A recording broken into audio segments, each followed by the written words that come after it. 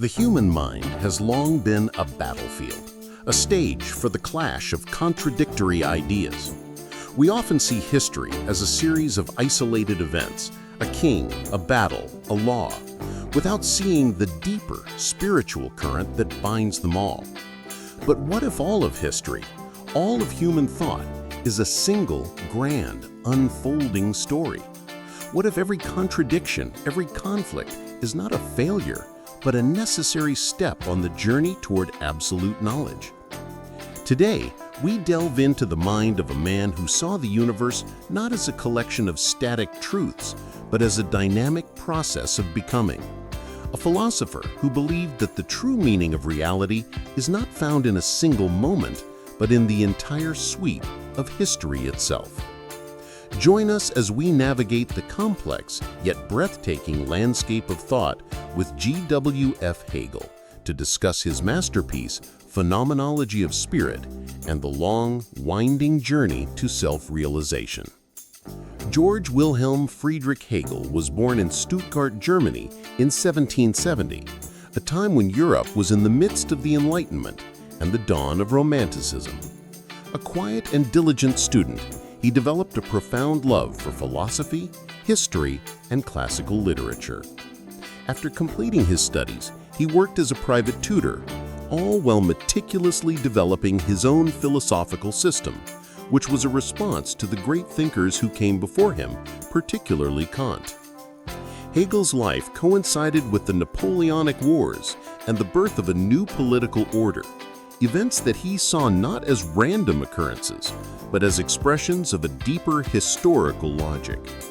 He eventually became a professor at the University of Berlin, where his ideas would attract a devoted following and make him one of the most influential and controversial philosophers of the 19th century.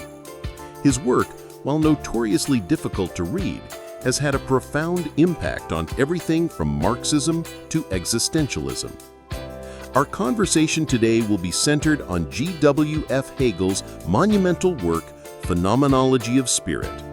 Published in 1807, this book is a dense and sprawling account of the journey of consciousness, from the simplest sensory perception to the ultimate realization of absolute knowledge. Hegel argues that this journey is not a straight line, but a dialectical process, where a thesis is met with an antithesis and their conflict gives rise to a higher, more complete synthesis. It is in this work that Hegel introduces one of his most famous concepts, the master-slave dialectic, which illustrates how self-consciousness is born from struggle and recognition. Mr. Hegel, welcome. Your philosophy is often described as one of the most difficult to understand. Let's start with your central concept, the dialectical process. How does this process work? The dialectic is the engine of thought and history.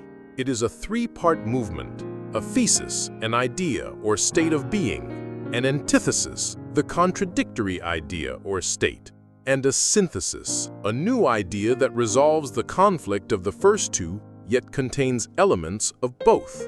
For example, the idea of freedom, thesis, gives rise to the idea of tyranny, antithesis, and their conflict ultimately leads to a higher form of freedom, a society governed by just laws, synthesis.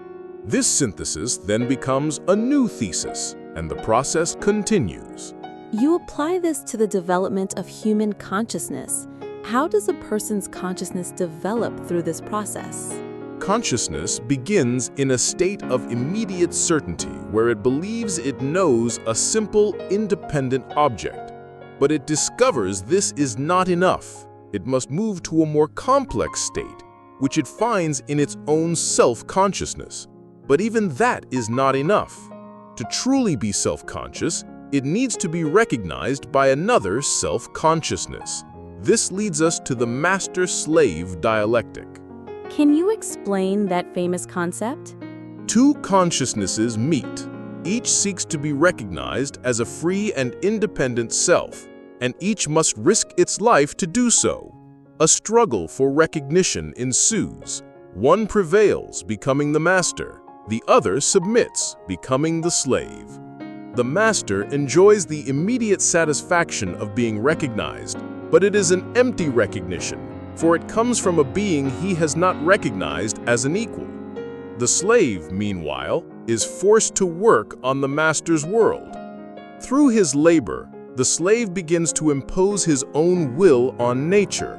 He sees himself reflected in the objects he creates, and he realizes that he, not the master, is the true independent consciousness. The master is a slave to his desires, but the slave has found a higher form of freedom. So, freedom is found not in a declaration, but in a struggle. Precisely. Freedom is not a given state. It is a difficult and painful process. The very struggle for recognition is what gives self-consciousness its depth and its value. It is through this conflict that we come to know ourselves. You see all of history moving toward a final goal, which you call absolute knowledge. What is this? Absolute knowledge is the end of the journey of spirit. It is a state where spirit, the collective consciousness of humanity, no longer sees itself as separate from the world. It realizes that reality is not an external thing, but the very unfolding of its own thoughts. It is a complete reconciliation of subject and object, where we fully understand ourselves as the active creators of our own world and our own history. This seems to suggest that history has a purpose. What is that purpose? The purpose of history is the realization of freedom. Every conflict, every war, every philosophical school is a necessary step in the unfolding of this grand drama.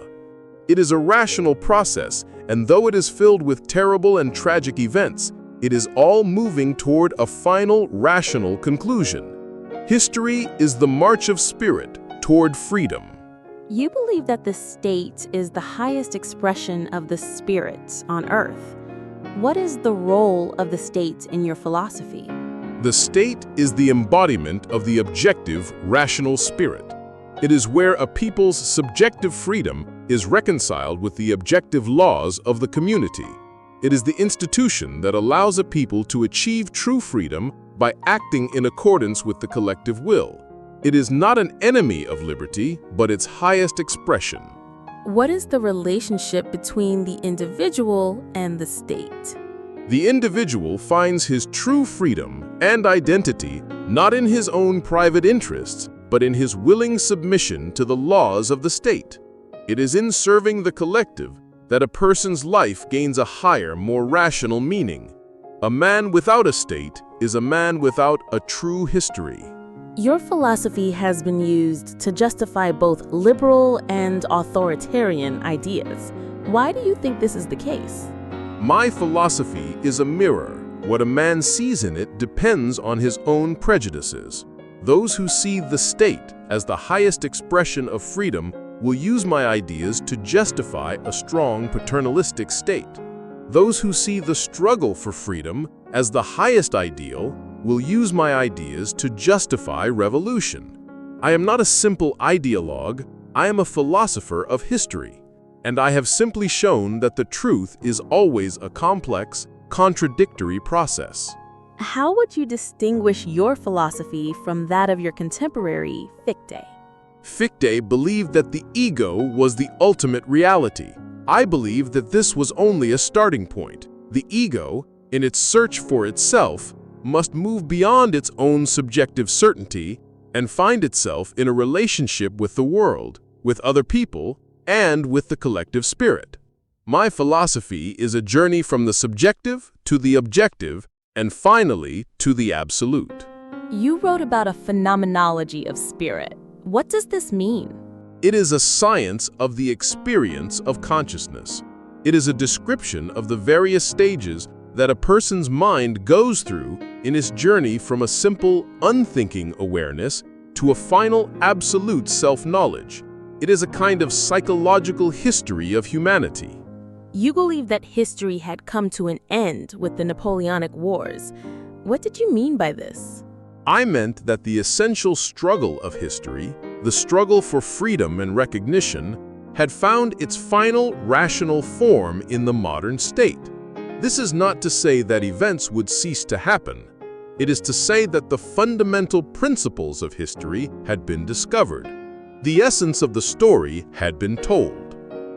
What is your message to the modern world, which is still filled with conflict and misunderstanding? I would tell you to see beyond the immediate chaos. Look for the underlying logic.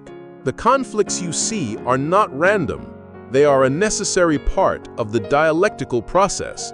Embrace the contradictions, for they are the very source of your growth.